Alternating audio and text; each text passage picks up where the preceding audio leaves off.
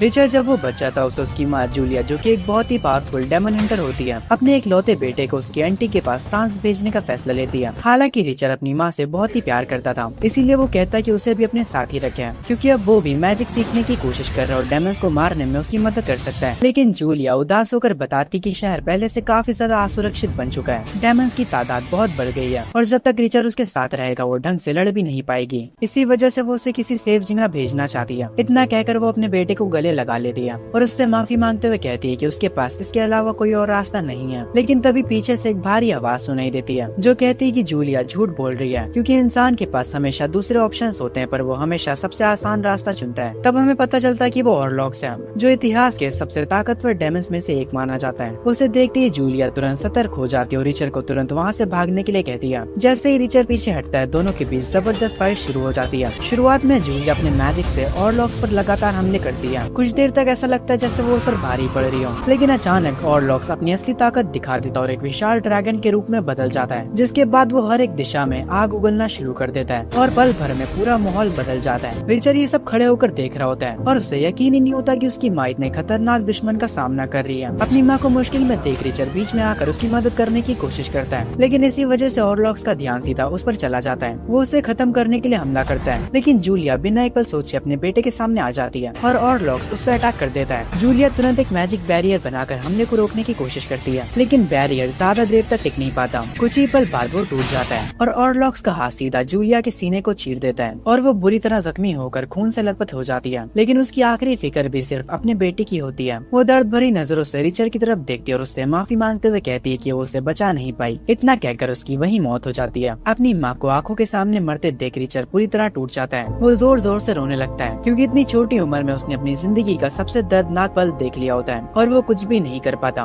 दूसरी तरफ ऑरलॉक्स बिना किसी दया के उसकी तरफ बढ़ता है। वो घमंड भरी आवाज में कहता है कि वो इस दर्द को बहुत अच्छी तरह से जानता है, क्योंकि उसकी माँ ने उससे उसकी सबसे प्यारी चीज छीन ली थी, इसीलिए जरूरी था कि वो भी वही दर्द महसूस करे। ऑरलॉक्स बताता है कि वो चाहे तो इसी वक्त रिचर्ड को भी मार सकता है, लेकिन वो कमजोर लोगों को मारना पसंद नहीं करता। इतना कहकर वो वहाँ से चला जाता है। दूसरी तरफ रिचर्ड के अंदर इतना दर्द और गुस्सा भर चुका होता है कि वो वहीं कसम खा लेता है कि एक दिन वो हर एक डेमन का नामो निशान मिटा देगा। अपनी माँ की आखिरी बात याद करते हुए रिचर्ड बिना कोई देरी किए उसकी बात मानता है और तुरंत शिप पर चढ़कर अपनी आंटी के पास फ्रांस के लिए निकल पड़ता है। धीरे धीरे वक्त बीत जाता है और देखते देखते पूरे 9 साल गुजर जाते हैं। इस दौरान फ्रांस की हालत और भी खराब हो चुकी होती है। रूलर सिर्फ पार्टीज और टैक्सेस में डूबे रहते हैं, जबकि आम लोग बुरी तरह पिसरे होते हैं। गरीब लोगों को अपनी जिंदगी में कोई उम्मीद नजर नहीं आती। बाहर से देखने पर लगता है कि इंसान ही इस देश पर राज कर रहे हैं, लेकिन असल सच कुछ और ही होता है। पर्दे के पीछे वैम्पायर्स की एक सीक्रेट ऑर्गेनाइजेशन सब कुछ कंट्रोल कर रही होती है। उनके लिए इंसान सिर्फ मोहरे होते हैं, जिन्हें वो अपनी मर्जी से चलाते हैं और ज्यादा से ज्यादा लोगों को अपना शिकार बनाते रहते हैं। इसी अंधेरे से भरी दुनिया में एक उम्मीद की किरण बनकर मारिया नाम की एक लड़की सामने आती है। उसके पास भी मैजिकल पावर्स होती हैं और उसके दिल में सब चीजों के खिलाफ बहुत गुस्सा भरा होता है। इसी वजह से वो कुछ रेवोल्यूशनरीज के ग्रुप को लीड करती है और रूलर्स के खिलाफ आवाज उठाती रहती है। एक दिन जब सभी रेवोल्यूशनरीज एक जगह इकट्ठा होते हैं, तभी अचानक 3 डेमन्स उन पर हमला कर देते हैं और उन्हें मारने की कोशिश करते हैं। लेकिन उसी वक्त एक बंदा हाथ में विप लेकर वहाँ पहुँचता है और पल भर में तीनों डेमन्स को मारना शुरू कर देता है। हमें पता चलता है कि वो और कोई नहीं बल्कि रिचर्ड ही होता है। अब वो बड़ा हो चुका होता है और अपनी माँ से किए हुए वादे को बिल्कुल नहीं भूलता। उसकी आंखों में वही बदले की आग जल रही होती है। वो पहले डेमन को गिरा देता है और दूसरे का आधा सर उड़ा देता है और तीसरे को भी खत्म करने ही वाला होता है। पर मरने से पहले वो डेमन गुस्से से रिचर्ड की तरफ देखकर उससे कहता है कि चाहे वो उसे मार दे, लेकिन उस जैसे हजारों और मिल जाएंगे। वो ये भी बताता है कि उनका सेवियर वापस आ चुका है, जो अंधेरे को और भी ज्यादा मजबूत बना देगा। उसके बाद दुनिया को बहुत जल्द सिर्फ लाशें ही नजर आएंगी और रिचर्ड को उसकी बात याद रखनी चाहिए। लेकिन रिचर्ड उसकी धमकी से जरा भी नहीं डरता और बिना वक्त गवाए एक आखिरी वार करके उस डेमन का भी काम तमाम कर देता है। लड़ाई खत्म होने के बाद मारिया रिचर्ड से कहती है कि उन्हें तुरंत चर्च जाकर प्रीस्ट यानी चर्च के फादर एमेन्यूल को इस बात की खबर देनी चाहिए, ताकि डेमन ने जो सेवियर की बात कही थी उसका सच पता चल सके। रिचर्ड बिना देरी किए उसके साथ चर्च पहुंच जाता है। वहाँ दोनों फादर एमेन्यूल को शुरू से लेकर आखिरी तक की पूरी घटना बता देते हैं और उस मिस्टीरियस सेवियर के बारे में पूछते हैं। लेकिन एमेन्यूल, जो देखने में काफी शांत और एक नेक इंसान लगता है, उनकी बात को सीधा नकार देता है। वो कहता है कि उनके रूलर्स अच्छे लोग हैं और सिर्फ अपनी प्रजा की भलाई चाहते हैं। साथ ही वो ये भी बताता है कि उसके लोग हर जगह मौजूद हैं और अगर कोई खतरा हुआ तो उन्हें सबसे पहले पता चल जाएगा। मारिया को उसकी बात पर पूरा भरोसा नहीं होता, लेकिन वो उस वक्त चुप रहने ही ठीक समझती है और बात वहीं खत्म हो जाती है। इसी बीच उनके ग्रुप का एक मेंबर पास के रेस्टोरेंट से निकलकर अकेला जा रहा होता है। तभी अचानक उसके सामने एक अजीब सी औरत आ जाती है। दिखने में वो इंसान जैसी होती है, लेकिन लेकिन उसकी लाल आंखें और बड़े बड़े नाखून देखकर साफ समझ आ जाता है कि वो डेमंस की एक प्रिंसेस है। उसे देखते ही वो लड़का इतना डर जाता है कि वहीं जमकर रह जाता है। डेमन प्रिंसेस तुरंत उस पर हमला कर देती है और उसे काट लेती है, लेकिन बात सिर्फ इतने पर खत्म नहीं होती। वो उसे अपने साथ डेमंस के पूरे ग्रुप के पास ले जाती है, जहाँ सब मिलकर उसका खून पीने लगता है। जब उसके शरीर में खून की एक बूंद भी नहीं बचती, तब वो उसकी लाश को दूसरी लाशों के ढेर के बीच फेंक देते हैं। जो कुछ भी चल रहा होता है उसके बारे में आम लोगों को जरा भी अंदाजा नहीं होता। दूसरी तरफ मारिया उसी रात अपनी आंटी के साथ घर पर बैठी होती है और उसे दिन भर की सारी घटना बताती है। वहीं पास में रिचर्ड भी सो रहा होता है, लेकिन उसकी नींद बिल्कुल चैन की नहीं होती। उसे बार बार वही पुराना दिन याद आता है जब उसकी माँ उसकी आंखों के सामने मारी गई थी। इतने साल बीत जाने के बाद भी वो उस दिन को भूल नहीं पाया होता। वो नींद में बेचैन होकर तड़पने लगता है। तब मारिया उसे उठा देती है, दोनों उसे शांत करते हैं और धीरे धीरे वो दोबारा नॉर्मल हो जाता है। लेकिन जब सब लोग बैठकर बात कर ही रहे होते हैं, तभी अचानक बाहर से एक अजीब सी आवाज सुनाई देती है। सब तुरंत घर से बाहर निकलते हैं और देखते हैं कि उनके सामने 3 डरावने मॉन्स्टर्स खड़े होते हैं। उनका रूप इतना अजीब होता है कि समझना भी मुश्किल था कि वो असल में किस चीज के मॉन्स्टर्स हैं। अगली पल बिना कोई देरी किए फाइट शुरू हो जाती है। रिचर्ड, मारिया और टेरा तीनों मिलकर उन मॉन्स्टर्स पर टूट पड़ते हैं। हर कोई अपनी पावर्स का इस्तेमाल करता है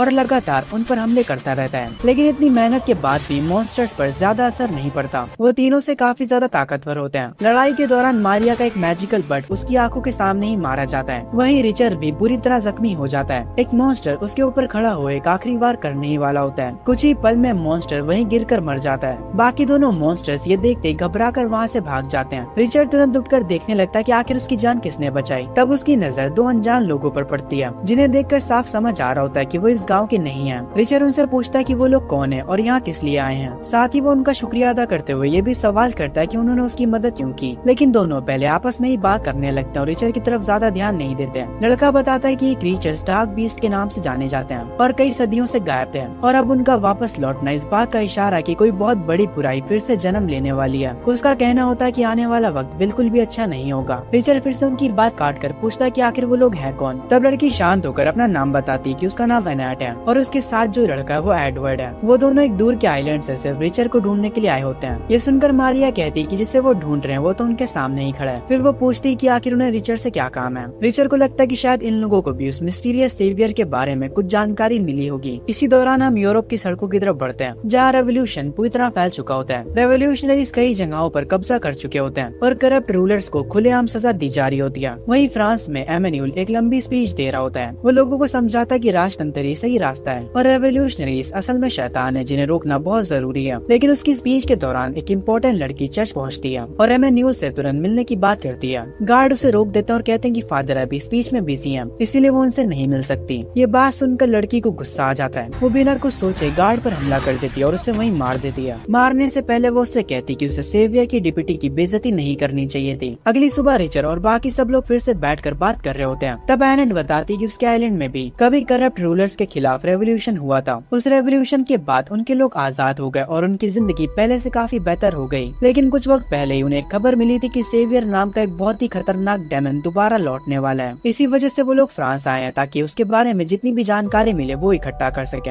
ये सुनकर रिचर्ड उन्हें बताता कि उसके पास सेवियर के बारे में जितनी भी इन्फॉर्मेशन थी वो सब उन्हें बता चुका है। इसके बाद वो एनेट से पूछता है कि उसके पास और क्या जानकारी है। तब एनेट बताती कि जब वो छोटी थी और मैजिक की ट्रेनिंग ले रही थी, तब उसकी टीचर एक स्पिरिचुअल इंसान भी थी। उस टीचर ने उसे एक बहुत पुरानी कहानी सुनाई थी जो उस जमाने की थी जब इंसान और डेमन्स बिल्कुल शांति से साथ रहते थे। सब एक दूसरे की मदद करते थे और उनके बीच कोई भेदभाव नहीं था। लेकिन धीरे धीरे डेमन्स राजाओं और रूलर्स के करीब रहने लगे। उन्हीं में से कुछ डेमन्स खुद को इंसानों से ऊपर समझने लगे और उन्हें लगने लगा कि असली हक सिर्फ उनका ही है। इसी वजह से वो दुनिया की सारी पावर्स अपने हाथ में लेना चाहते थे। एनेट बताती कि उसी दौरान सेवियर सामने आया था। उसने उन लालची डेमन से वादा किया था कि वो उन्हें दुनिया का असली रूलर बना देगा। धीरे धीरे उसने सब रूलर्स को अपने कंट्रोल में कर लिया और खुद पर्दे के पीछे से सब कुछ चलाने लगा। तब से रूलर्स सिर्फ नाम के रह गए और असली पावर डेमन्स के हाथ में चली गई। अपनी बात खत्म करते हुए एनेट बताती कि उसकी टीचर रिचर्ड को भी जानती थी। उसने बताया था कि रिचर्ड बचपन में मैजिक का इस्तेमाल कर सकता था। ये सुनकर रिचर्ड बताता कि ये बात सच है। जब वो छोटा था तब मैजिक यूज कर लेता था, लेकिन अब पता नहीं क्यों वो अपनी पावर्स का इस्तेमाल नहीं कर पाता। उसे लगता है कि शायद वो मैजिक की बुनियादी चीजें ही भूल चुका है। तभी टेरा उनकी बात काट देती है और एनेट से पूछती है कि क्या उसने कभी सेवियर को देखा है। एनेट की बात सुनकर सब हैरान रह जाते हैं क्योंकि वो बताती है कि सेवियर कोई आदमी नहीं बल्कि एक औरत है। वो पहले डेमन नहीं थी, लेकिन इंसान होते हुए भी उसे लड़कियों को सताना और बिना रहम के उन्हें मारना पसंद था। टेरा ये सुनकर बुरी तरह घबरा जाती है और तुरंत उसका नाम पूछती है। एनेट जवाब देती है कि उसका नाम बैथरी है। जैसे ही वो वो नाम सुनाई देता है टेरा पूरी तरह शॉक में आ जाती है। वो बिना कुछ कहे जंगल की तरफ भाग जाती है। ये देखकर रिचर्ड, मारिया और बाकी सब लोग भी उसके पीछे जाते हैं। जब वो लोग उसके पास पहुंच जाते हैं तब टेरा फैसला करती है कि अब वो अपना सालों पुराना राज सबके सामने रख देगी। वो मारिया की तरफ देखकर कहती है कि अब वक्त आ गया है कि वो सच जान ले। टेरा बताती है कि उसने अपना देश किसी और वजह से नहीं बल्कि अपनी जान बचाने के लिए छोड़ा था। पहले वो अपनी छोटी बहन के साथ रशिया में रहती थी और दोनों की जिंदगी काफी शांत चल रही थी, लेकिन एक दिन अचानक डेमस की आर्मी ने उनके गाँव पर हमला कर दिया। टेरा किसी तरह वहाँ से बच निकली, लेकिन उसकी बहन पकड़ी गई। टेरा बताती कि वो अपनी बहन को छोड़ नहीं पाई। इसी उम्मीद में वो दोबारा पैलेस के अंदर घुस गई। वहाँ उसने बहुत ही डरावने मंजर देखे। हर तरफ लड़कियों पर जुल्म हो रहा था, खून बिखरा हुआ था और उनकी चीखें गूंज रही थी। जब उसने अपनी बहन को ढूंढा तब तक बहुत देर हो चुकी थी। बेथरी ने उसे डेमन में बदल दिया था। टेरा कहती कि उस वक्त उसके पास कोई और रास्ता नहीं बचा था, इसीलिए उसने मजबूरी में अपनी ही बहन को मार दिया और उसके बाद कभी रशिया वापस नहीं गई। वो रोते हुए कहती कि उसने अपनी एक लौती बहन को अपने ही हाथों से मारा था, लेकिन वो सब मजबूरी में करना पड़ा। टेरा की बात सुनकर रिचर्ड उसके पास आता है और उसे संभालते हुए कहता है कि हर इंसान के पास कोई ना कोई ऐसा दर्द होता है जो उसे अंदर ही अंदर तोड़ता रहता है। फिर वो उससे वादा करता है कि एक दिन बेथरी को उसके हर गुनाह की सजा जरूर मिलेगी। इसके बाद दिन वही खत्म हो जाता है। कुछ देर बाद मारिया अपने उस मैजिकल बर्ड को दफनाने जाती है जो लड़ाई में मारा गया था।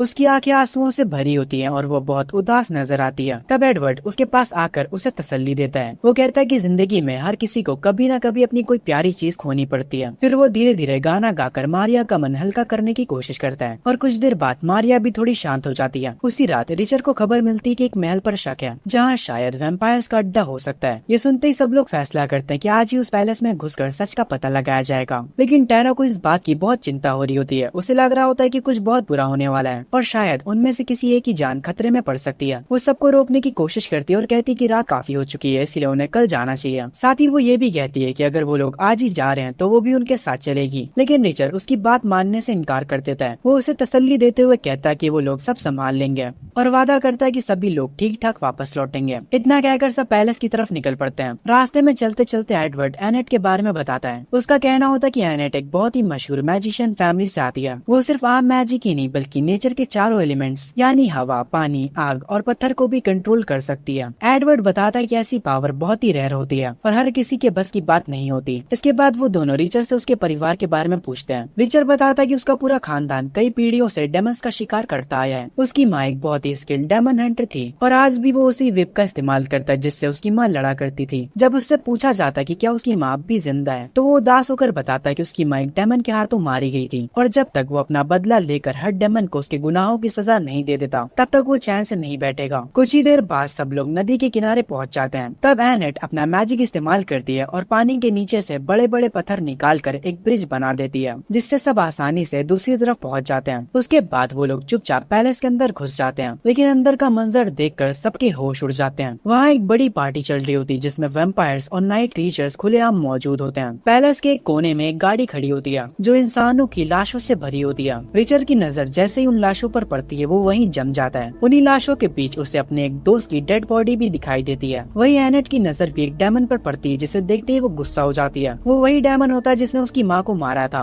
इतने सालों बाद उसे अपने सामने देखकर एनेट अपना गुस्सा कंट्रोल नहीं कर पाती और उसकी मैजिक पावर्स बेकाबू हो जाती हैं। इसी वजह से उनकी मौजूदगी सबके सामने आ जाती है। डेमन्स तुरंत उन्हें देख लेते हैं और जोर से चिल्लाकर बाकी सबको बुला लेते हैं। अगली पल पैलेस के अंदर एक जबरदस्त फाइट शुरू हो जाती है। डेमन्स की तादाद बहुत ज्यादा होती है और वो चारों तरफ से हमला कर देते हैं। रिचर्ड और उसके साथी पूरी कोशिश करते हैं कि उनका सामना कर सके, लेकिन बहुत जल्दी उन्हें समझ आ जाता है कि इस लड़ाई को जीतना नामुमकिन है। ये देखकर रिचर्ड जोर से चिल्लाता है और सबको तुरंत भागने के लिए कहता है। सब लोग पैलेस के गेट की तरफ दौड़ते हैं। एनेट एक बार फिर अपना मैजिक इस्तेमाल करती है और वापस नदी पार करने के लिए पत्थरों का ब्रिज बना देती है। सब लोग ब्रिज की तरफ भागने लगते हैं, लेकिन एडवर्ड एक पल के लिए पीछे रह जाता है। इसी दौरान कई डेमन्स उसे चारों तरफ से घेर लेते हैं और एक साथ उस पर टूट पड़ते हैं। एडवर्ड पूरी कोशिश करता है, लेकिन आखिरकार वो उनके सामने गिर पड़ता है और उसके पास लड़ने की ताकत नहीं बचती। एनेट उसे देखकर बिल्कुल जम सी जाती है। न वो एडवर्ड के पास वापस जा पाती है और न ही आगे बढ़ पाती है। तब रिचर्ड उसका हाथ पकड़कर उसे जबरदस्ती अपने साथ खींच लेता है और कहता है कि एडवर्ड को बचाना अब मुमकिन नहीं है। अगर वो लोग रुक गए तो सब मारे जाएंगे। मजबूरन सब दूसरी तरफ पहुंच जाते हैं और तब जाकर उन्हें यकीन होता है कि फिलहाल वो सेफ हैं। लेकिन जैसे ही एनेट ब्रिज के उस पार पहुंचती है वो जमीन पर गिरकर जोर जोर से रोने लगती है। वो कहती है कि उसने अपने सबसे करीबी दोस्त को अपनी आंखों के सामने खो दिया और वो उसकी मदद तक नहीं कर पाई। वो बार बार एडवर्ड से माफी मांगती रहती है और कहती है कि वो खुद को कभी माफ नहीं कर पाएगी। इसी वक्त कुछ वैम्पायर्स उस गाड़ी को खींचकर चर्च के अंदर ले जाते हैं जिसमें इंसानों की लाशें तलाशी रखी होती है। सबसे बड़ा झटका तब लगता है जब पता चलता है कि एमेन्यूल खुद उनका साथी है। उसने बिना किसी विरोध के चर्च के दरवाजे वैम्पायर्स के लिए खोल दिए होते हैं। तब समझ आता है कि वो शुरू से ही उनकी पूरी प्लानिंग का हिस्सा था। चर्च के अंदर एक अजीब सी मशीन छुपाई गई होती है, जिसे देखकर किसी को समझ नहीं आता कि उसका असली मकसद क्या है। वैम्पायर सबसे पहले एडवर्ड की लाश उठाकर उस मशीन के अंदर डाल देते हैं। अगले ही पल मशीन एक्टिवेट होती है और एडवर्ड की डेड बॉडी को एक डरावने नाइट क्रिएचर में बदल देती है। ये देखकर साफ हो जाता है कि अब एडवर्ड भी उन्हीं मॉन्स्टर्स में से एक बन चुका है और शायद आगे चलकर अपने ही दोस्तों के खिलाफ लड़ने वाला है। उसी वक्त कई सालों बाद ऑर्लक्स भी वहाँ पहुँचता है। वो उस मशीन को देखकर काफी खुश नजर आता है। उसे देखकर लगता है कि वैम्पायर्स की आर्मी किसी बहुत बड़े प्लान की तैयारी कर रही है और उनका अगला कदम पहले से भी ज्यादा खतरनाक होने वाला है। दूसरी तरफ बथरी की राइट हैंड रोलता जंगल के बीच डेमन्स की एक बड़ी मीटिंग बुलाती है। उसका मकसद साफ होता है कि जितने भी डेमन्स हैं उन्हें बथरी की आर्मी में शामिल किया जाए। जो भी डेमन उनका साथ देने के लिए तैयार होता है उसके माथे पर एक बर्निंग मार्क बना दिया जाता है ताकि उसकी लॉयल्टी हमेशा के लिए साबित हो जाए। इस तरह वो दिन खत्म हो जाता है और अगली सुबह होती है। लेकिन एडवर्ड की मौत का दर्द अब भी सबके चेहरों पर साफ नजर आ रहा होता है। एनेट लगातार रो रही होती है और खुद को ही उसकी मौत का जिम्मेदार मान रही होती है। तब रिचर्ड उसके पास बैठकर समझाता है कि उस वक्त वो लोग हर तरफ से डेमन से घिर चुके थे और एडवर्ड को बचाने का कोई मौका ही नहीं था। वो कहता है कि उसमें एनेट की कोई भी गलती नहीं है और उसे खुद को दोष देना बंद कर देना चाहिए। टेरा भी उसे समझाती है कि एडवर्ड को शुरू से ही पता था कि ये मिशन कितना खतरनाक है, फिर भी उसने अपनी मर्जी से सबके साथ आने का फैसला किया था। इसलिए जो हुआ उसमें एनेट की कोई गलती नहीं है।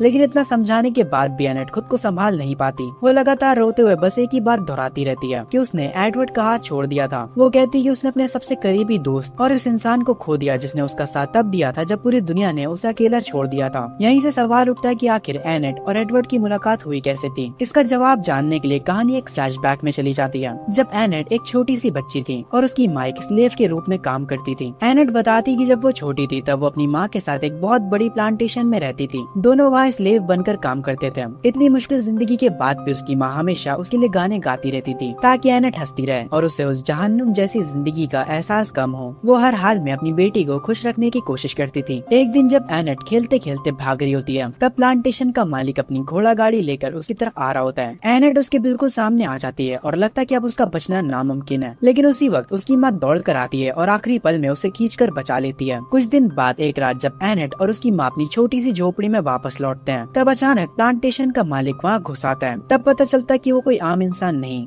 बल्कि वॉबलैंड नाम का एक डेमन है। वो पूरी झोपड़ी की तलाशी लेना शुरू कर देता है और उसे कुछ सीक्रेट ड्राइंग्स मिल जाती हैं जिनसे एनेट की माँ चुपके चुपके मैजिक के स्पेल सीख रही होती है। ये देखते ही वॉबलैंड को गुस्सा आ जाता है। वो एनेट की माँ को बाहर घसीट कर ले जाता है और उसे गद्दार कहकर बोलता है कि वो अपनी प्लांटेशन में किसी को मैजिक सीखने की इजाजत नहीं देगा। इतना कहकर वो बिना किसी रहम के एनेट की माँ को उसकी आंखों के सामने मार देता है। उस वक्त एनेट की उम्र सिर्फ 6 साल से भी कम होती है। एनेट की कहानी सुनकर रिचर्ड भी इमोशनल हो जाता है। वो उसे तसल्ली देते हुए कहता है कि वो उसके दर्द को अच्छी तरह समझ सकता है क्योंकि उसने भी अपनी माँ को अपनी आंखों के सामने मरते देखा था। फिर वो कहता है कि चाहे कितनी भी मुश्किलें आए उन्हें उनके सामने हार मान कर रुकना नहीं चाहिए। इसके जवाब में एनेट बताती कि उसने भी कभी हार नहीं मानी। वो कहती कि अपनी माँ के मौत के बाद भी उसे मजबूरन उसी प्लांटेशन में स्लेव बनकर काम करना पड़ा। 10 साल बीत गए लेकिन वो अपनी माँ के गाने और उसकी बातें कभी नहीं भूल पाई। उसके दिल में आज भी वही दर्द था। फिर एक दिन प्लांटेशन का मालिक सभी स्लेव्स को इकट्ठा करता है ताकि उनके शरीर पर गर्म लोहे से निशान लगाया जा सके।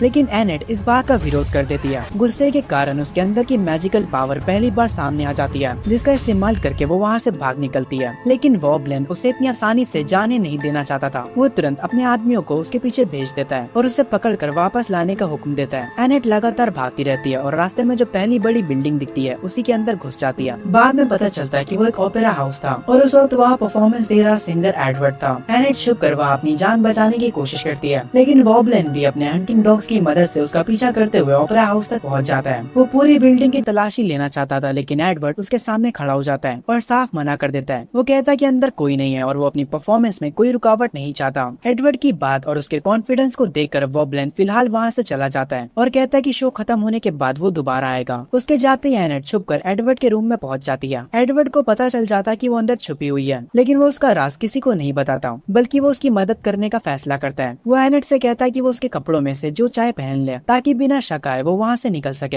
एडवर्ड उसे समझाता है कि वॉबलैंड इतनी आसानी से उसका पीछा नहीं छोड़ेगा लेकिन एनेट उसे यकीन दिलाती कि उसे भागना अच्छी तरह आता है और वो पहले की तरह इस बार भी बच निकलेगी। इसी दौरान दोनों एक दूसरे को और भी अच्छी तरह से जानने लगते हैं। एनेट देखती है कि इतनी बड़ी पोजीशन पर होने के बाद भी एडवर्ड बिल्कुल घमंडी नहीं था बल्कि वो चुपके से रेवोल्यूशनरीज की भी मदद करता था। ओपेरा दुनिया में काम करने की वजह से उसकी अपर क्लास के लोगों तक पहुंचती और वो उसे जरूरी इन्फॉर्मेशन निकाल कर रेवोल्यूशनरीज तक पहुंचाता रहता था। एडवर्ड फिर एनेट से कहता है कि वो उसे इस मुश्किल का सामना अकेला नहीं करने देगा, वो उसके साथ भागने का फैसला करता है। इसीलिए वो एनेट को म्यूजिक इंस्ट्रूमेंट्स के बड़े केस के अंदर छुपाकर ओपेरा हाउस से बाहर निकाल देता है और उससे रेवोल्यूशनरीज के सीक्रेट बेस तक ले जाता है, जो जंगल के अंदर स्लेवरी के खिलाफ मूवमेंट चला रहे होते हैं। वही एनेट की मुलाकात उस स्पिरिचुअल टीचर से होती है जिसका जिक्र उसने पहले किया था। वही टीचर उसकी मैजिकल पावर्स को समझने और सही तरीके से कंट्रोल करना सिखाती है। धीरे धीरे वक्त बीतता और आखिर वो दिन भी आ जाता है जब आइलैंड पर रेवोल्यूशन शुरू हो जाता है। रेवोल्यूशनरीज और स्लेवरी लाइब्रेशन ग्रुप मिलकर करप्ट रूलर्स और डेमन्स की प्लांटेशन को एक एक करके जला देते हैं। उन्हीं में वॉबलिन की प्लांटेशन भी शामिल होती है। एनेट फैसला करती है कि अब वो खुद जाकर अपनी माँ की मौत का बदला लेगी। एडवर्ड भी इस बार उसे अकेला नहीं छोड़ता और उसके साथ उस मिशन पर निकल पड़ता है। आखिरकार बदले का वो दिन भी आ जाता है जिसका एनेट सालों से इंतजार कर रही होती है। वो और एडवर्ड दोनों मिलकर वॉबलिन की प्लांटेशन पहुंचते हैं। एनेट हाथ में तलवार लेकर सीधा उसका सामना करती है, लेकिन वॉबलिन उसकी बात सुनकर सिर्फ हंसने लगता है। वो उसका मजाक उड़ाते हुए कहता है कि उसमें इतनी हिम्मत नहीं कि वो उसे मार सके। उसकी ये बात एनेट को और भी ज्यादा गुस्सा दिला देती है और वो पूरी ताकत के साथ उस पर हमला कर देती है। लेकिन वॉबलिन उससे कई ज्यादा ताकतवर होता है। वो सिर्फ एक ही वार में एडवर्ड को दूर फेंक देता है और उसे बुरी तरह जख्मी कर देता है। एनेट फिर भी रुकती नहीं और लगातार उस पर हमला करती रहती है। जब वॉबलिन को लगता है कि अब वो गिरने वाला है, तब वो तुरंत एक बैट में बदलकर वहाँ से भाग निकलता है। एनेट उसे रोक नहीं पाती और मजबूरन एडवर्ड के साथ रेवोल्यूशनरीज के बेस पर वापस लौट आती है। वापस आते ही एनेट सीधा अपनी टीचर के पास पहुंचती है, लेकिन इस बार उसकी टीचर की हालत बिल्कुल अलग होती है। उसका चेहरा डरावना लग रहा होता है और अचानक वो जमीन पर गिर पड़ती है। जब कुछ देर बाद उसे होश आता है, तब वो बताती कि उसने एक भयानक विजन देखा है। हर तरफ तबाही, खून और बर्बादी नजर आ रही थी और उस सब के पीछे सिर्फ एक ही नाम था, बेथरी। टीचर बताती कि सेवियर पहली बार यूरोप में कदम रखने वाली है और उसका असली मकसद ज्यादा से ज्यादा देशों पर कब्जा करना है। ये सब बताने के बाद टीचर एनेट को फ्रांस जाने के लिए कहती है ताकि वो इस आने वाली तबाही को रोक सके।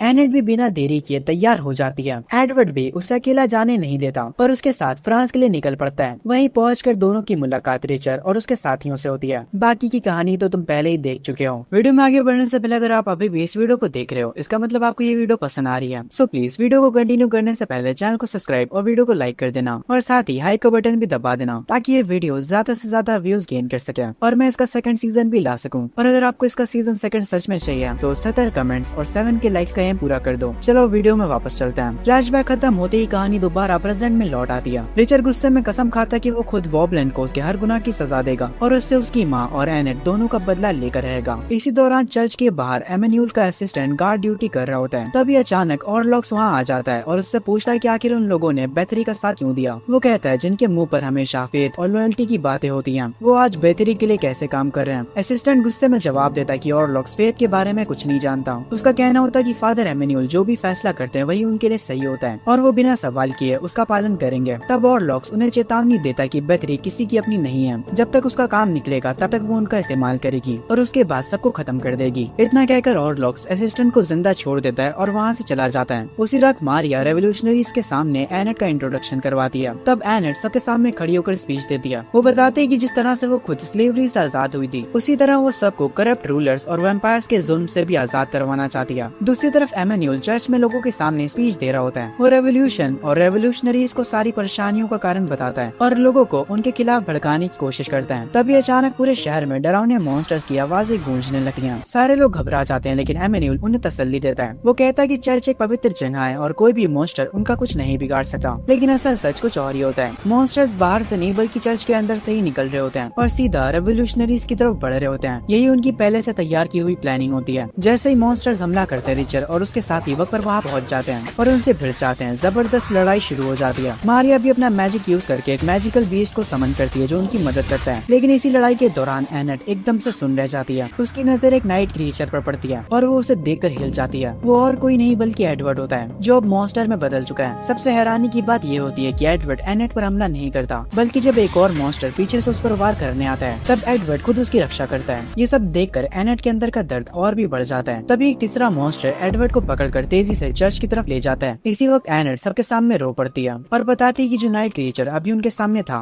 वो असल में एडवर्ड था। चर्च के अंदर एडवर्ड को देखकर एमेन्यूल भी हैरान होता है। वो सोचने लगता है कि आखिर एडवर्ड ने एनेट की मदद क्यों की। वो अंदाजा लगाता है कि या तो एनेट का मैजिक अभी भी उस पर असर कर रहा है या फिर एडवर्ड की इंसानी यादें पूरी तरह खत्म नहीं हुई हैं। फिर वो कहता है कि चाहे वजह कुछ भी हो, एडवर्ड को अपनी असली पहचान याद रखनी होगी। इसके बाद एमेन्यूल एडवर्ड को उसका नया मॉन्स्टर वाला रूप दिखाता है और कहता है कि अब वो इंसान नहीं रहा। उसका कहना होता है कि एडवर्ड को उसने खुद बनाया है और अब उसका सिर्फ एक ही काम है, हर हुक्म को मानना और बिना सवाल किए ऑर्डर्स को फॉलो करना। अपना नया रूप देखकर एडवर्ड की आंखों में आंसू आ जाते हैं, लेकिन वो चाहकर भी कुछ नहीं कर पाता। दूसरी तरफ रिचर्ड और उसके साथ ही बैठकर अभी हुई सारी घटनाओं पर बात कर रहे होते हैं। तब मारिया सबको बताती है कि उसने अपनी आंखों से नाइट क्रीचर्स को चर्च की तरफ जाते हुए देखा था। इस बात के बाद सबको यकीन हो जाता है कि एमेन्यूल पर जो शक था वो बिल्कुल सही था। टेरा अब भी मारिया की बात मानने को तैयार नहीं होती। वो बार बार एमेन्यूल का बचाव करते हुए कहती है शायद चर्च पर वैम्पायर्स का कब्जा हो चुका हो और हो सकता है कि एमेन्यूल को जबरदस्ती बंदी बनाकर रखा गया हो। उसका कहना होता है कि एमेन्यूल कभी इतना बुरा इंसान हो ही नहीं सकता। जब वो फ्रांस आई थी तब सबसे पहले उसी ने उसकी मदद की थी और हमेशा उसके साथ इज्जत और इंसानियत से पेश आया था। इसी वजह से टेरा के लिए उस पर यकीन तोड़ना बहुत मुश्किल था, लेकिन मारिया अभी भी अपनी बात पर कायम रहती है। उसे पूरा यकीन होता है कि नाइट क्रीचर्स के पीछे असली हाथ एमेन्यूल का ही है। इसी बीच एनेट अकेली बैठी होती है और अब भी एडवर्ड के बारे में सोच रही होती है।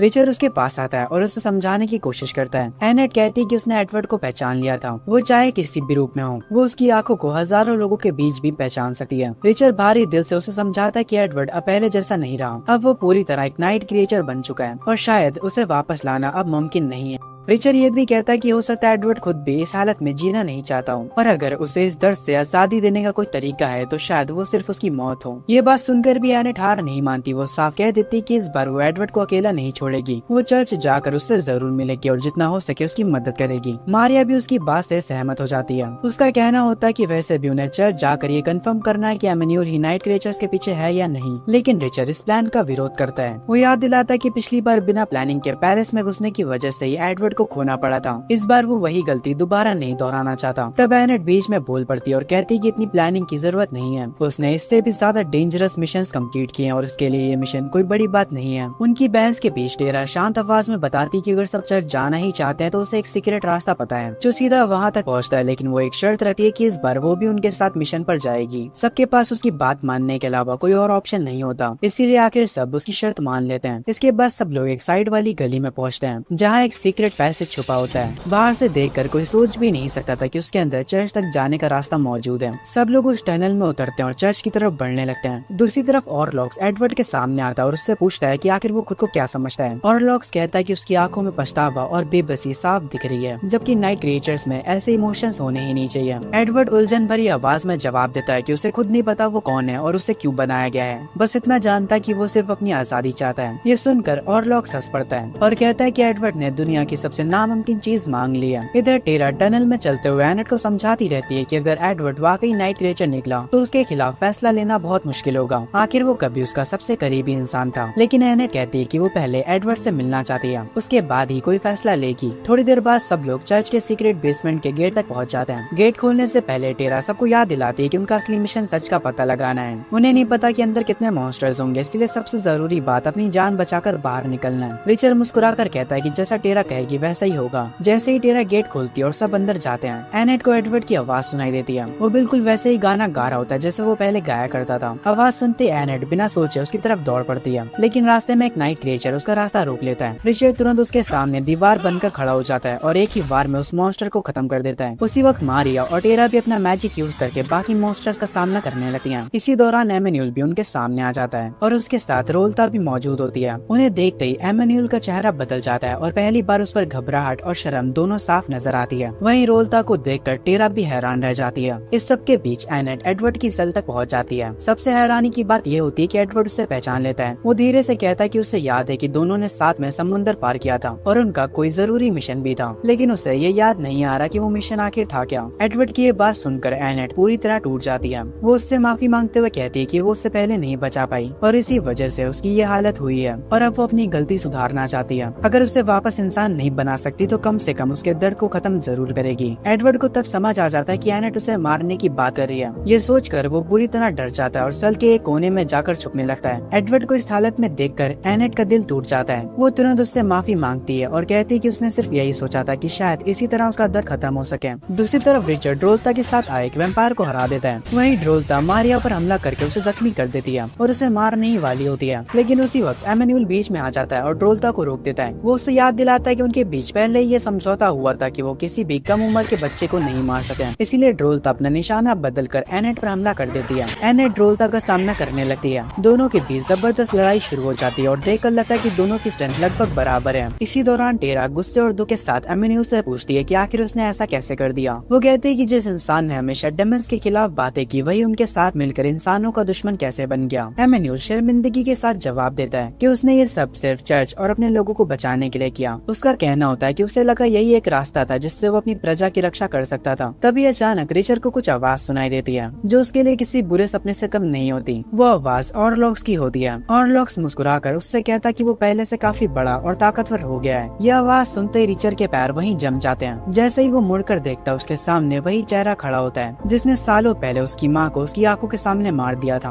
ऑरलॉक्स को देखते ही रिचर के सारे पुराने जख्म ताजा हो जाते हैं। जो लड़का अब तक बिना डरे डेमन से लड़ रहा था, वो एक पल में फिर से वही डरा हुआ बच्चा बन जाता है। उसका शरीर कांपने लगता है और वो अपनी यादों का बोझ बर्दाश्त नहीं कर पाता। इसी हालत में वो वहाँ से बाहर भाग जाता है। ऑरलॉक्स उसका मजाक उड़ाते हुए कहता है कि उसने सोचा था रिचर अपनी माँ का बदला लेने आएगा, लेकिन वो तो डर कर भाग गया। उसके लिए रिचर अब भी एक कमजोर बच्चा था। इधर टेरा देख लेती कि सिचुएशन पूरी तरह उनके खिलाफ जा चुकी है। वो तुरंत एक सैंडस्टॉर्म क्रिएट करती है और उसकी आड़ में मारिया और एनेट को लेकर वहाँ से निकल जाती है। बाहर आने के बाद जब वो रिचर को ढूंढते हैं तो उसका कहीं कोई पता नहीं चलता। एनेट गुस्से में कहती कि रिचर उन्हें बीच में छोड़कर भाग गया, लेकिन टेरा उसे शांत करते हुए समझाती है कि ऑरलॉक्स वही डेमन है जिसने रिचर की माँ को मारा था। आज उसने अपनी जिंदगी का सबसे बड़ा नाइटमेयर फिर से अपनी आंखों के सामने देख लिया, इसीलिए उसका घबरा जाना बिल्कुल स्वाभाविक था। दूसरी तरफ रिचर बिना पीछे देखे लगातार भागता रहता है। वो नदी के दूसरे किनारे तक और वहीं जमीन पर बैठ जाता है। सालों से दबा हुआ दर्द और डर एक साथ बाहर आ जाता है और वो बेबस होकर रोने लगता है। इधर टेरा, मारिया और एनेट वापस घर लौट आते हैं। टेरा सबसे पहले मारिया के घाव का इलाज करने लगती है। चोट काफी गहरी होती है और मारिया दर्द की वजह से किसी को उसे छूने भी नहीं दे पा रही होती। फिर टेरा अपना हीलिंग मैजिक यूज करती है और धीरे धीरे मारिया की हालत ठीक होने लगती है। कुछ देर बाद मारिया आराम करने के लिए अपने रूम में चली जाती है। रात के बीच मारिया की नींद खुल जाती है। वो देखती कि टेरा खिड़की के पास खड़ी चर्च की तरफ देखते हुए चुपचाप रो रही है। मारिया पूछती है कि वो इतनी उदास क्यों है। टेरा दुखी होकर कहती है कि उसे अब तक यकीन नहीं हो रहा कि एमेन्यूल ने इतना बड़ा धोखा दिया। वो बताती कि पहले वो इसी खिड़की से चर्च को देखकर सुकून महसूस करती थी, लेकिन अब उसकी तरफ देखना भी उसके लिए मुश्किल हो गया है। इसी बीच ऑरलॉक्स शहर की सड़कों पर घूम रहा होता है। वो एक अमीर घर के लड़के को पकड़कर उसका खून पीने लगता है। तभी ड्रोल्ता उसके पास पहुंचती है और पूछती है कि उसने उसी लड़के को क्यों चुना। ऑरलॉक्स बताता है कि वो उसके पुराने दुश्मन का बेटा था और वो सिर्फ उससे बदला लेना चाहता था। ड्रोल्ता उसे याद दिलाती कि उनके एमेन्यूल के साथ एक एग्रीमेंट है। इस एग्रीमेंट के हिसाब से वो किसी भी अमीर फैमिली या रूलर्स के खून का इस्तेमाल नहीं कर सकते हैं, क्योंकि एमेन्यूल ने उनके प्रोटेक्शन का वादा किया है। पर हाँ, गरीब लोगों और किसानों को वो जितना चाहे अपना शिकार बना सकते हैं। बाद में ड्रोल्ता ऑरलॉक्स को बेथरी के अलायंस के बारे में बता दिया। वो कहती कि चाहे उसे एमेन्यूल पसंद ना हो, लेकिन उसकी नाइट क्रिएचर आर्मी उनके मिशन में बहुत काम आएगी। फिर वो ऑरलॉक्स को बेथरी की आर्मी ज्वाइन करने का ऑफर देती है, लेकिन ऑरलॉक्स साफ मना कर देता है। वो कहता है कि उसे बेथरी पर बिल्कुल भरोसा नहीं है और वो किसी ऐसी डेमन के पीछे चलने वाला नहीं है। इस पर ड्रोल्ता बताती कि बेथरी कोई आम डेमन नहीं है। वो पहले इजिप्शियन वॉर गॉडेस सेखमेट की प्रीस्ट थी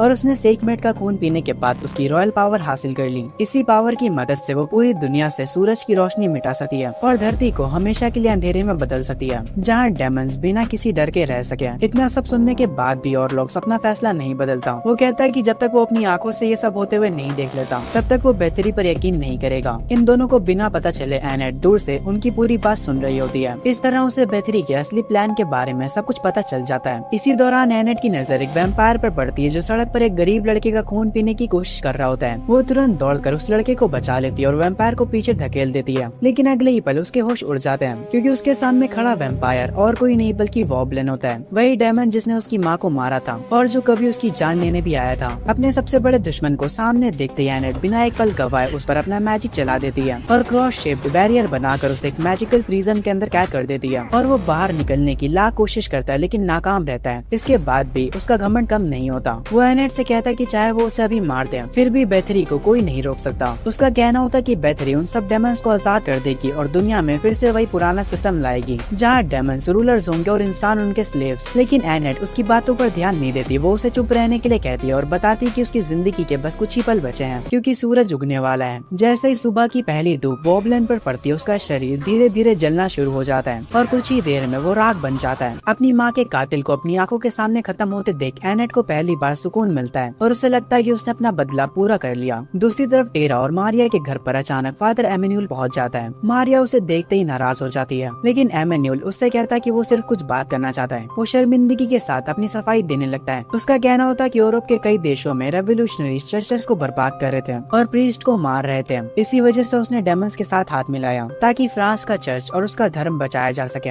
मारिया उसकी बात सुनकर और भी गुस्सा हो जाती है। वो कहती कि अपनी जान और चर्च को बचाने के लिए उसने लाखों बेकसूर लोगों की जान ले ली। ऐसे गुनाह का कोई बहाना नहीं हो सकता। टेरा भी उससे गुस्से में कहती कि काश वो उससे कभी मिली ही ना होती। तभी एमेन्यूल एक ऐसा सच बताता है जिसे सुनकर सबके होश उड़ जाते हैं। वो शांत आवाज में कहता है कि अगर टेरा उससे कभी ना मिली होती तो मारिया भी इस दुनिया में ना होती। ये सुनकर मारिया पूरी तरह शॉक हो जाती है। उसे समझ आ जाता है कि एमेन्यूल ही उसका असली पिता है और इतने सालों तक उसकी माँ उससे झूठ बोलती रही कि उसके पिता की मौत हो चुकी है। ये सच सुनने के बाद मारिया के पैरों तले जमीन खिसक जाती है। वो बिना कुछ बोले रोते हुए घर से भाग जाती है। एमेन्यूल फिर भी बिल्कुल शांत रहता है और टेरा से कहता है कि वो आगे भी दूर से मारिया की हिफाजत करता रहेगा जैसे अब तक करता आया है। दूसरी तरफ रिचर्ड अकेला शहर की सड़कों पर भटक रहा होता है और लोग से सामना होने के बाद वो अंदर से पूरी तरह टूट चुका होता है। चलते चलते उसे भूख लगती है और वो एक रेस्टोरेंट के अंदर चला जाता है, लेकिन जब वो मेन्यू देखता है तब उसे पता चलता है कि उसके पास कुछ भी खरीदने के पैसे नहीं है। वो चुपचाप वापस मुड़ने ही वाला होता है कि वेटर उसके सामने एक महंगा मील लाकर रख देता है। वेटर बताता है कि रेस्टोरेंट के कोने में बैठे एक बुजुर्ग ने उसका बिल पहले ही दे दिया है। रिचर्ड खुशी खुशी खाना खा लेता है और उस बुजुर्ग का शुक्रिया अदा करने के लिए उसके पास जाता है, लेकिन बुजुर्ग का बर्ताव काफी सख्त होता है और वो उससे ज्यादा बात नहीं करता। तभी अचानक एक वैम्पायर रेस्टोरेंट के अंदर घुस आता है। वो सीधा उस बुजुर्ग को चैलेंज करते हुए कहता है कि आज देखते हैं वो उसे मार पाता है या नहीं। रिचर्ड तुरंत अपना विप निकाल कर लड़ने के लिए तैयार हो जाता है, लेकिन उसे कुछ करने का मौका ही नहीं मिलता। बुजुर्ग सिर्फ 2 बार में वैम्पायर का सर उसके धड़ से अलग कर देता है और पल भर में उसका काम तमाम कर देता है। ये देखकर रिचर्ड पूरी तरह हैरान रह जाता है। बुजुर्ग चुपचाप अपना विप रिचर्ड को वापस देकर वहाँ से चलने लगता है, लेकिन रिचर्ड उसका पीछा करते हुए पूछता है कि वो आखिर है कौन और उसने इतनी आसानी से वैम्पायर को कैसे हरा दिया। काफी देर तक रिचर्ड के सवालों को नजरअंदाज करने के बाद आखिर बुजुर्ग रुकता है और कहता है कि वो उसका अपना नाना है। वो पूछता है कि क्या रिचर्ड जूलिया का बेटा नहीं है। ये बात सुनकर रिचर्ड बिल्कुल सुन रह जाता है। बुजुर्ग फिर से वहाँ से चलने लगता है, लेकिन रिचर्ड उसके पीछे पीछे चलता रहता है। वो उससे पूछता है कि इतने सालों तक वो कहाँ था और उसकी माँ ने उसे क्यों बताया कि उसके नाना की मौत हो चुकी है। बातों ही बातों में बुजुर्ग के मुंह से निकल जाता है कि शायद टेरा ने ही रिचर्ड को उसके बारे में बता दिया होगा। ये सुनकर रिचर्ड और भी हैरान हो जाता है, लेकिन जब बुजुर्ग को पता चलता है कि टेरा ने रिचर्ड को कभी उसके बारे में कुछ नहीं बताया और वो खुद सिर्फ इत्तेफाक से फ्रांस आया था, तब वो भी कुछ पल के लिए चुप हो जाता है। रिचर्ड फिर भी उसका पीछा नहीं छोड़ता। वो बार बार पूछता है कि आखिर उसके नाना ने उसे अपने साथ क्यों नहीं रखा। वो कहता है कि उसने पूरी जिंदगी खुद को अकेला और अनाथ समझा, जबकि उसका अपना खून जिंदा था। रिचर्ड की बातें सुनकर बुजुर्ग भी अंदर से पिघल जाता है। आखिरकार वो फैसला करता है कि अब वक्त आ गया कि रिचर्ड को पूरा सच बता दिया जाए। वो धीरे से बताना शुरू करता है कि कई साल पहले वो दुनिया के सबसे ताकतवर वैम्पायर हंटर्स में से एक हुआ करता था। रिचर्ड के नाना अपनी कहानी आगे बढ़ाते हुए बताते हैं कि सिर्फ उनका खानदानी वैम्पायर हंटर्स के लिए मशहूर नहीं था, बल्कि वो खुद भी पूरे किंगडम के सबसे ताकतवर हंटर्स में से एक थे। सिर्फ इतना ही नहीं, वो मैजिक में भी इतने माहिर थे कि उन्हें अपना विप बहुत कम यूज करना पड़ता था। अक्सर सिर्फ एक पावरफुल स्पेल ही उनके सामने खड़े सारे एनिमीज को खत्म कर देता था। वो बताते हैं कि एक वक्त उनकी जिंदगी बहुत खुशहाल थी। उनकी एक प्यारी सी वाइफ थी और एक ऐसा दोस्त जिसे वो अपने भाई से भी बढ़कर मानते थे। लेकिन एक मिशन के दौरान सब कुछ बदल गया। डेमन से लड़ते वक्त उनकी पत्नी उनकी आंखों के सामने मारी गई और वो उसे बचा नहीं पाए। उसी दिन उनका सबसे करीबी दोस्त भी उनके सामने जान गंवा देता है। इन दोनों हादसों के बाद उनकी जिंदगी से जीने की उम्मीद ही खत्म हो गई और उसके साथ ही उनकी मैजिकल पावर्स भी हमेशा के लिए चली गयी। नाना रिचर्ड से कहते हैं कि इसी वजह से उन्होंने किसी और से रिश्ता जोड़ने की हिम्मत नहीं की। उन्हें लगने लगा कि वो खुद एक बदनसीबी की निशानी है और जो भी उनके करीब आता उसकी जान चली जाती है। इसी डर की वजह से उन्होंने न रिचर्ड के करीब जाना ठीक समझा और न ही जूलिया के।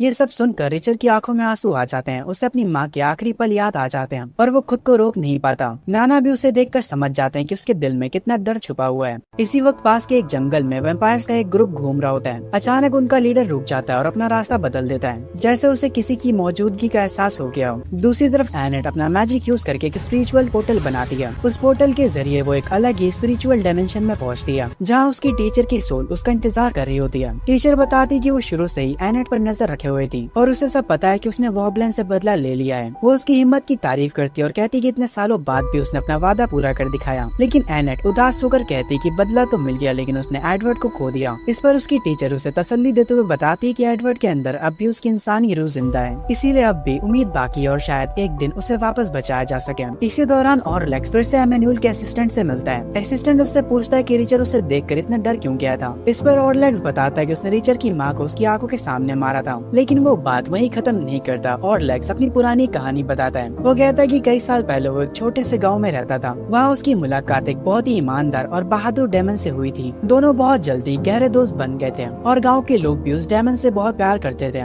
एक दिन कुछ करप्ट लोग उस डेमन की जमीन छीनना चाहते थे, लेकिन उसने अपना हक छोड़ने से इनकार कर दिया और उनके खिलाफ आवाज उठाई। आखिर में उसी लड़ाई में उसकी जान चली गई। ऑरलॉक्स का कहना होता है कि उसके उस दोस्त को जूलिया ने मारा था, इसी वजह से उसने भी जूलिया को मारकर अपना बदला ले लिया। असिस्टेंट उसे कहता कि अगर जूलिया ने उस डेमन को मारा था तो जरूर उसके पीछे कोई वजह रही होगी, लेकिन ऑरलॉक्स साफ कह देता कि उसके लिए किसी वजह की कोई अहमियत नहीं थी। जूलिया ने उसका सबसे करीबी दोस्त छीन लिया था, इसीलिए उसके हिसाब से उसे भी वही दर्द मिलना चाहिए था। इधर मारिया अपने पिता एमेन्यूल से फिर से मिलने जाती है। एमेन्यूल उसे देखते ही अपने गार्ड्स को हटा देता है और उसके पास आ जाता है। मारिया उससे पूछती है कि क्या किसी और को भी पता है कि वो उसकी बेटी है। वो बताता है कि उनकी शादी एक सीक्रेट थी और चर्च के किसी इंसान को इस बारे में कुछ नहीं पता, क्योंकि एक प्रीस्ट होते हुए उसके लिए शादी करना मना था। मारिया उसे एक बार फिर समझाने की कोशिश करती है कि वो ये सब छोड़कर एक नई जिंदगी शुरू करे, लेकिन एमेन्यूल फिर से वही जवाब देता है कि वो जो कुछ भी कर रहा है वो धर्म की रक्षा के लिए कर रहा है। ये सुनकर मारिया की उससे बची हुई उम्मीद भी टूट जाती है और वो वहाँ से चली जाती है, लेकिन उन दोनों को बिना पता चले टोलता दूर से उनकी पूरी बात सुन रही होती है। उनकी बातचीत सुनकर उसे समझ आ जाता है कि मारिया एमेन्यूल की बेटी है। तब वो सोचती है कि अगर जरूरत पड़ी तो इस राज का इस्तेमाल एमेन्यूल पर दबाव बनाने के लिए किया जा सकता है। दूसरी तरफ एडवर्ड अब भी अपने सेल में कैद होता है। इतने मुश्किल हालात के बाद भी वो गाना गाना नहीं छोड़ता। उसकी आवाज इतनी सुकून भरी होती कि आसपास के नाइट क्रिएचर्स भी उसे सुनकर शांत होने लगते हैं। जो गार्ड मॉन्स्टर ड्यूटी कर रहा होता है, एडवर्ड उससे बात करना शुरू करता है। धीरे धीरे पता चलता है कि वो वही इंसान है जो शुरू में वैम्पायर्स के हाथों मारा गया था एंड मारिया और रिचर का दोस्त हुआ करता था। उधर रिचर और उसके नाना अब भी साथ बैठे पुरानी बातें कर रहे होते हैं। वो पूछता है कि उसकी माँ की मौत तुरंत हो गई थी या उसने बहुत दर्द सहा था। ये सवाल पूछते ही उसकी आवाज भर आती है। वो कहता है कि उसने अपनी माँ को बहुत ही दर्दनाक तरीके से मरते हुए देखा था और वो पल आज तक नहीं भूल पाया है। ये सुनकर नाना भी अंदर से दुखी हो जाते हैं। उन्हें महसूस होता है कि वो एक अच्छे पिता नहीं बन पाए और उनकी बेटी को उन्हीं डेमंस के सामने अकेला लड़ना पड़ा। लेकिन उनकी बात अभी चल ही रही होती कि अचानक जंगल के पीछे से डेमंस का वही ग्रुप सामने आ जाता है जो पहले उनका पीछा कर रहा था। रिचर और उसके नाना बिना देरी के उनका सामना करते हैं। रिचर तुरंत अपना विप निकाल कर लड़ाई शुरू कर देता है। शुरुआत में दोनों मिलकर डेमंस को रोक लेते हैं, लेकिन धीरे धीरे एनिमीज की तादाद उन पर भारी पड़ने लगती है।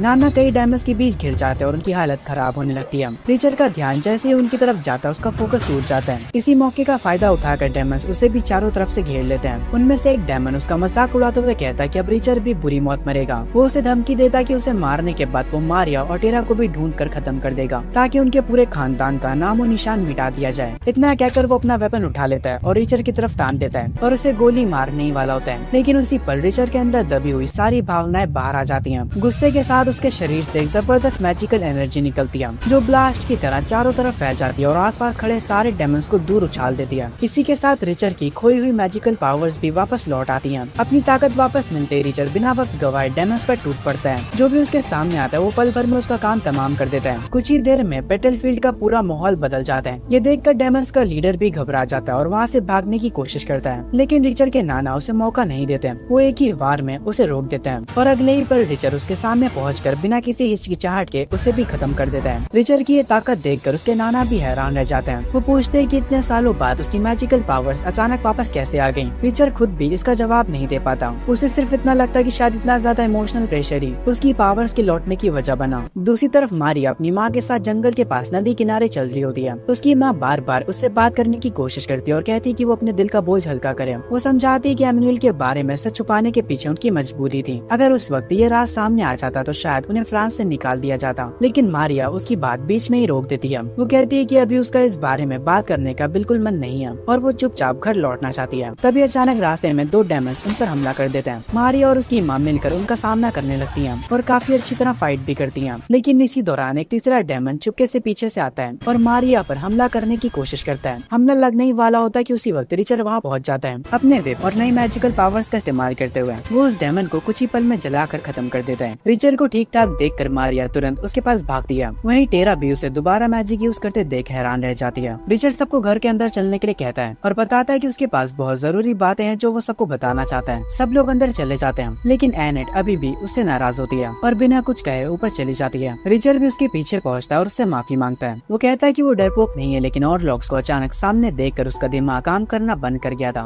वो बिना सोचे समझे वहाँ से भाग गया और उसे इस बात का बहुत अफसोस है। एनेट उसकी बात समझ जाती है और उसे माफ कर देती है। वो कहती है कि डर लगना गलत नहीं होता, गलत तब होता है जब इंसान उस डर को अपनी कमजोरी बना ले। इसी वक्त एमेन्यूल बेथरी से मिलने पहुंचता है। दोनों नाइट क्रीचर आर्मी के बारे में बात करते हैं। एमेन्यूल कहता है कि उसे जितनी लाशें चाहिए होंगी, अगर वो उसे मिल गई तो वो उनके लिए उतना ही नाइट क्रीचर बना देगा। उसका असली मकसद सिर्फ रेवोल्यूशनरीज को खत्म करना होता है। फिर एमेन्यूल एक प्लान बनाता है। वो कहता है कि फ्रांस में रेवोल्यूशनरीज का सबसे बड़ा बेस एक सिटी में है। अगर वहाँ अटैक कर दिया जाए तो एक ही बार में उनकी सबसे बड़ी ताकत खत्म हो जाएगी और आगे का मिशन काफी आसान हो जाएगा। लेकिन ड्रोल्टा उसे रोक देती है और कहती है कि बेथरी को अभी भी उस पर भरोसा नहीं है। उसका कहना होता है कि अगर एमेन्यूल उनके साथ सच में जुड़ना चाहता है तो उसे एक ब्लड पैक्ट करना होगा और उस पैक्ट के लिए उसे अपनी सबसे प्यारी चीज की बलि देनी होगी, जैसे कि उसकी अपनी बेटी मारिया। ये सुनकर एमेन्यूल के होश उड़ जाते हैं। उसे समझ ही नहीं आता कि ड्रोल्टा को मारिया के बारे में कैसे पता चला और उससे भी बड़ा सवाल ये था कि क्या वो सच में अपनी ही बेटी की बलि दे पाएगा। इधर रिचर्ड, टेरा, मारिया और बाकी सब लोग बैठकर वैम्पायर्स के खिलाफ अगला प्लान बना रहे होते हैं। टेरा कहती है कि उन्हें दिन के वक्त पैलेस पर हमला करना चाहिए। दिन में वैम्पायर्स धूप की वजह से बाहर नहीं आ सकते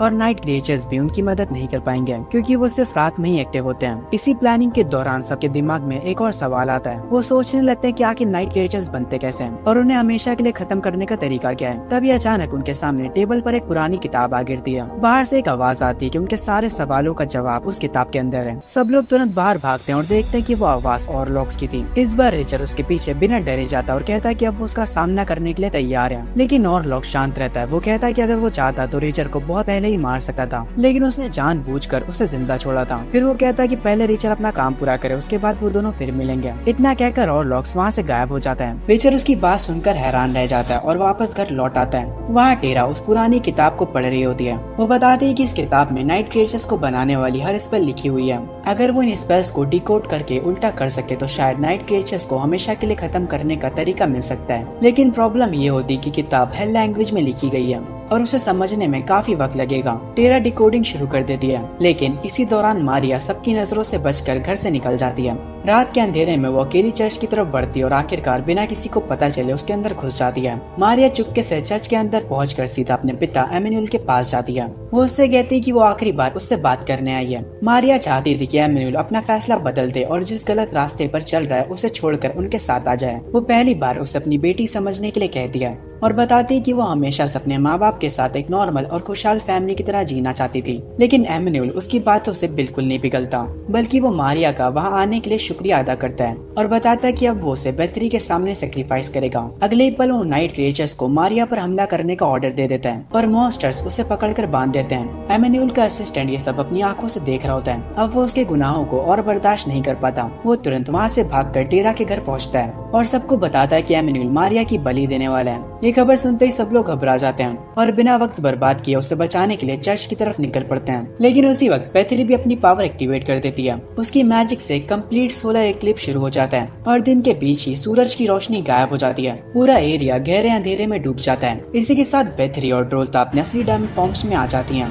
जिसमें दोनों पहले से ही काफी ज्यादा खतरनाक दिख रही होती हैं। रिचर्ड और बाकी सब सूरज को गायब होते देख समझ जाते हैं कि ये सब बेथरी यानी डेवलर ऑफ लाइट की पावर का नतीजा है। वो और भी ज्यादा घबरा जाते हैं और मारिया तक पहुंचने के लिए अपनी पूरी स्पीड से चर्च की तरफ बढ़ते हैं। लेकिन चर्च के बाहर उसके सारे सोल्जर्स उनका रास्ता रोक लेते हैं। एमेन्यूल का असिस्टेंट भी गार्ड्स को समझाता है कि वो गलत लोगों का साथ दे रहे हैं। वो कहता है कि अब सिर्फ खुद को नहीं बल्कि पूरी दुनिया को बचाने का वक्त है, लेकिन कोई भी उसकी बात नहीं मानता। सब अपनी स्वार्थ निकाल लेते हैं और उनके बीच फाइट शुरू हो जाती है। दूसरी तरफ चर्च के अंदर एमेन्यूल मारिया को बांधकर उसकी बलि देने के लिए तैयारी कर रहा होता है। वो उसे सेक्रीफाइस करने ही वाला होता है कि रिचर्ड और उसके साथी चर्च के अंदर घुस जाते हैं। आते ही वो आसपास मौजूद नाइट क्रिएचर्स पर हमला कर देते हैं। टेरा सीधा अपनी बेटी के पास जाकर उसे खोलती है। आजाद होते ही मारिया भी बाकी सबके साथ लड़ाई में शामिल हो जाती है। इसी दौरान टेरा ऑरलॉक से मिली स्पेल बुक निकालती है और उसमें लिखी हेलगेट की स्पेल पढ़ना शुरू करती है। उसका प्लान उस मशीन को पोर्टल के अंदर भेजना होता है जिससे एमेन्यूल नाइट क्रिएचर्स बना रहा था। वहीं एनेट नीचे मशीन की तरफ बढ़ रही होती है। रास्ते में वो नाइट क्रिएचर्स के सेल्स के पास से गुजरती है और उसे एडवर्ड के गाने की आवाज सुनाई देती है। तभी एक मॉन्स्टर उस पर हमला कर देता है, लेकिन एडवर्ड की गार्डिंग कर रहे दो नाइट क्रिएचर्स उस मॉन्स्टर को पकड़ लेते हैं और एनेट को उसे खत्म करने का मौका दे देते हैं। इसके बाद एनेट एडवर्ड की सेल खोलकर उसे अपने साथ ले जाना चाहती थी, लेकिन एडवर्ड बाहर आने से इनकार कर देता है। वो कहता है कि शायद अपनी आवाज और गाने से वो बाकी नाइट क्रिएचर्स की इंसानी यादें जगाकर उन्हें आजाद कर सकता है, इसीलिए वो फिलहाल वहीं रुकना चाहता है। एडवर्ड एनेट से अपना मिशन पूरा करने के लिए कहता है और वादा करता है कि बाद में वो उसके पास आ जाएगा। एनेट भी उसे दोबारा लेने आने का वादा अलग करके मशीन की तरफ बढ़ जाती है। इसी बीच ड्रोल्ता अपनी आर्मी के साथ चर्च पहुंच जाती है और डेमन्स को रिचर और उसके साथियों पर हमला करने का ऑर्डर दे देती है। रिचर अपने विप और वापस मिली मैजिकल पावर्स का एक साथ इस्तेमाल करता है। जो भी डेमन उसके सामने आता है वो उसे कुछ ही पल में हरा देता है। कुछ देर तक लगता है कि वो लोग हालात को कंट्रोल कर लेंगे, लेकिन ये चीज ज्यादा देर तक नहीं टिकती, क्योंकि बेथरी खुद चर्च में पहुंच जाती है। सिर्फ उसकी प्रेजेंस से ही वहाँ मौजूद सब लोगों पर खौफ छा जाता है। वो बिना किसी डर के चर्च के अंदर आगे बढ़ती है और उसकी नजर सीधा मारिया पर होती है। जो भी उसका रास्ता रोकने की कोशिश करता है वो सिर्फ एक ही हमले में उसे दूर फेंक देती है। रिचर भी अपनी पूरी मैजिकल पावर लगाता है, लेकिन वो बेथरी को जरा भी नुकसान नहीं पहुंचा पाता। टेरा ये सब देखकर स्पेल पढ़ना बीच में ही छोड़ देती है और अपनी बेटी को बचाने के लिए बेथरी के सामने खड़ी हो जाती है। वो साफ कह देती कि चाहे कुछ भी हो जाए वो मारिया को हाथ नहीं लगाने देगी, लेकिन बेथरी हंसकर बताती कि वो मारिया को मारना ही नहीं चाहती, बल्कि उसका प्लान उसे इंटरनल लाइफ देने का होता है। वो मारिया को वैम्पायर में बदलकर अपने सबसे वफादार फॉलोवर्स में शामिल करना चाहती है। ये सुनकर पहली बार एमेन्यूल भी बेथरी का विरोध करता है। वो कहता है कि वो अपनी बेटी को वैम्पायर नहीं बनने देगा, लेकिन अब उसके विरोध की कोई वैल्यू नहीं बची होती। टेरा समझ जाती है कि बेथरी के सामने उनके पास बचकर निकलने का कोई चांस नहीं है, इसीलिए वो खुद को मारिया की जगह ऑफर कर देती है। वो बेथरी से कहती है कि मारिया को जाने दिया जाए और बदले में उसे वैम्पायर बना दिया जाए। बेथरी को ये ऑफर पसंद आता है। वो कहती कि टेरा भी उसी फैमिली का हिस्सा है और उसे बदल कर वो एमेन्यूल को और भी ज्यादा दर्द दे सकती है, लेकिन मारिया अपनी माँ को सेक्रीफाइस नहीं होने देना चाहती। वो बिना सोचे बेथरी पर हमला कर देती है। बेथरी सिर्फ एक नॉर्मल से वार में उसे चर्च के दूसरे कोने तक फेंक देती है, जिससे मारिया बेहोश हो जाती है। तब टेरा रिचर की तरफ देखकर चिल्लाती है और उसे मारिया को लेकर तुरंत भागने के लिए कहती है। साथ ही वो वॉल तोड़कर उनके लिए बाहर निकलने का रास्ता बना देती है। रिचर के पास उसकी बात मानने के अलावा कोई चॉइस नहीं होती। वो बेहोश मारिया को उठाता है और बाकी लोगों के साथ वहाँ से निकलने लगता है। जाते हुए सब अपनी आंखों के सामने टेरा को वैम्पायर में बदलते हुए देखते हैं, लेकिन उस वक्त वो उसके लिए कुछ नहीं कर पाते हैं। ड्रोल्ता फिर भी उन्हें जाने नहीं देना चाहती। वो उनका पीछा करती है और उन्हें खत्म करने के लिए हमला कर देती है। रिचर की सारी मैजिकल एनर्जी लगभग खत्म हो चुकी होती है और बाकी लोग भी बुरी तरह थक चुके होते हैं। ऐसा लगता है कि अब कोई भी ड्रोल्ता को नहीं रोक पाएगा, लेकिन आखिरी पल में एक पावरफुल स्वार्ड आकर सीधा ड्रोल्ता के शरीर में लगती है और उसे जमीन पर गिरा देती है। वो दर्द से चिल्लाती है और कुछ ही पल में वही मर जाती है। ड्रोल्ता को अचानक इस तरह खत्म होते देख रिचर और उसके सारे साथी हैरान रह जाते हैं। सब लोग हैरान होकर ऊपर देखते हैं कि आखिर उनकी मदद किसने की। तब उन्हें सफेद कपड़ों में एक पावरफुल वॉरियर खड़ा दिखाई देता है। वो बड़े कॉन्फिडेंस के साथ अपना नाम एलुकार्ड बताता है और कहता है कि वो ड्रैकुला का बेटा है। उसके बाद वो सामने खड़ी डेमन आर्मी को वार्निंग देता है कि सब लोग अच्छी तरह जानते हैं कि वो कौन है। अगर उनमें से किसी ने भी रिचर और उसके साथियों पर हमला करने की कोशिश की तो वो उसे सीधा हेल दिखा देगा। एलुकार्ड का नाम सुनते डेमन्स के बीच डर फैल जाता है और कोई भी उसके सामने आगे बढ़ने की हिम्मत नहीं करता।